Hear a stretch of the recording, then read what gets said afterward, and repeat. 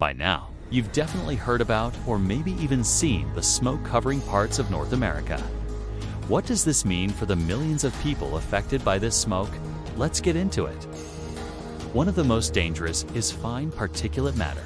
It's also called PM 2.5. These particles are so tiny they can slip inside our bodies and they can trigger asthma attacks, heart attacks, and strokes. When the air quality is bad, it's important to stay inside if you can.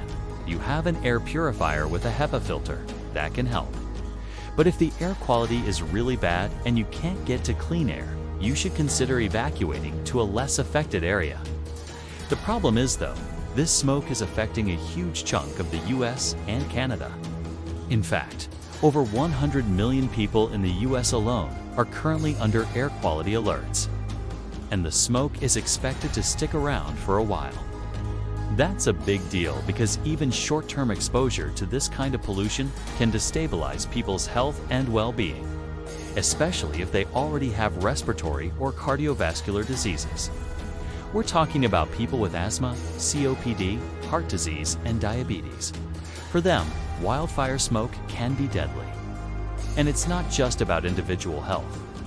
When entire communities are affected by smoke, it puts a huge strain on hospitals and emergency services.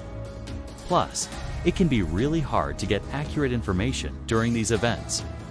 That's why it's so important to have ways to monitor air quality alerts and warnings. So here's what you need to know. First, you want to look out for these colored dots on your local weather app. Red means the air quality is hazardous. You should take immediate action to protect your health. Orange means the air quality is unhealthy for everyone. You should still take precautions even if you don't have any health concerns. And finally, if there's no color or it's green, that means the air quality is good. Remember, if you're able to, you should still avoid areas with smoke. Here's one last thing to keep in mind. The tiny particles in wildfire smoke, that PM 2.5 I mentioned earlier, those can stick around in the air for days or even weeks. That means the air could be polluted for a long time, making it hard for people to breathe and putting their health at risk. As the wildfire situation continues to evolve, we'll continue to update our coverage. For more information, check out our website.